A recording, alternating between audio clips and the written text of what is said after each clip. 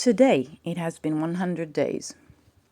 100 days since the worst happened and everything changed. 100 days and the hostages are still captive. Noa Algamani has not seen her terminally ill mother for 100 days. The Bibas children have not been heard of for 100 days. Hersch Goldberg Pauline lost his arm and his freedom 100 days ago. Shani Luke and Vivian Silver have been dead for 100 days, and so has the Simantov family. Amiram Cooper, 84 years old, has not seen his grandchildren for 100 days. Yossi and Eli Sharabi have not seen their families for 100 days. Eli doesn't know his wife and his daughters have been dead for 100 days. 100 days of hell. I want to tell you a story. I'm a true crime fan. I have followed the true crime community for years. The psychology behind the stories is fascinating. Who are these people, the victims, the perpetrators? What happened and why? Then, true crime happened to me. 1 month after October the 7th, 2023, I wrote a letter to all my favorite true crime podcasters and YouTubers.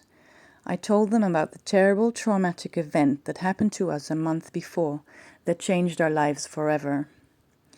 These podcasters feel like friends to me. I have listened to them for years. I have supported them, encouraged them, defended them, and donated to them. Now, I felt like I needed them to support me. None of them answered me or acknowledged my plea in any way.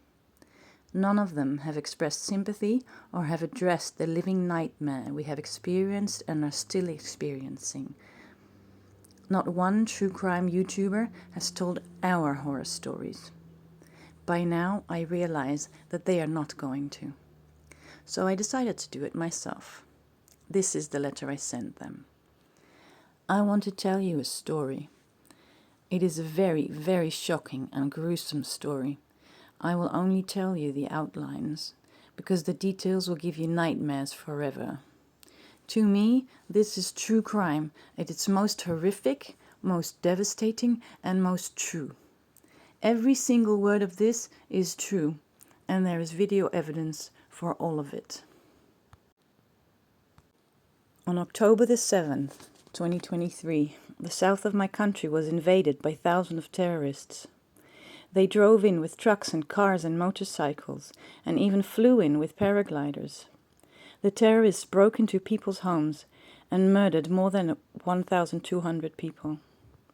The victims were men and women, children and babies, elderly and disabled people. Many of them were tortured and burned alive when their houses were set on fire. Other terrorists drove further into the country and came to a music festival where young people were dancing and enjoying themselves. They started shooting as many people as they could. People fled in panic and ran in all directions. The terrorists grabbed young women, raped them, and shot them. Their lifeless bodies were then piled on trucks, taken away, and paraded around in the streets. They left a scene of utter devastation. But the terrorists also took people alive. They grabbed people and pulled them into their cars and onto their motorcycles, and they took those people with them.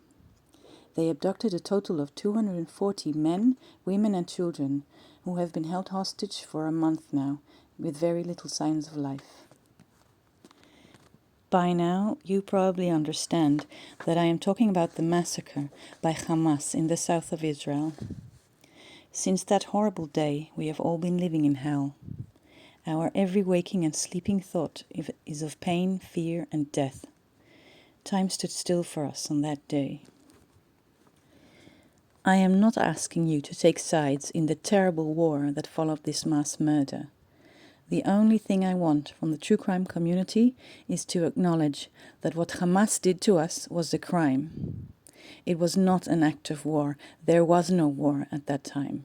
What they did was a deliberate and premeditated crime, with the goal of murdering and kidnapping as many Israelis as they could, while maximizing our suffering as much as possible. That was their only goal. There is plenty of evidence for this.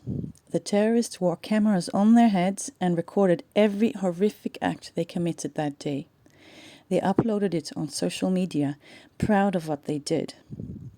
Much of the footage is freely accessible, though not all of it.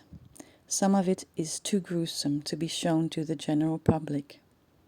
It has been compiled into a movie of 40 minutes long that has been shown to journalists and news outlets around the world.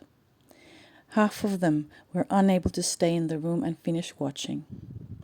All of them came out shaking and feeling sick. The people held hostage range in age from 9 months to 86 years old. They are from a wide range of nationalities.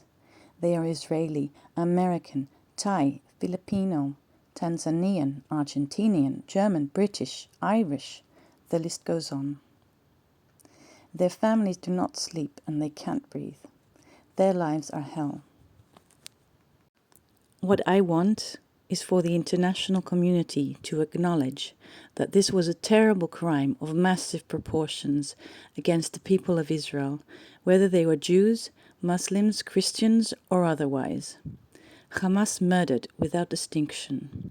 Palestinian Israelis, Thai and Filipino foreign workers, and European visitors were killed and captured, as well as Jews.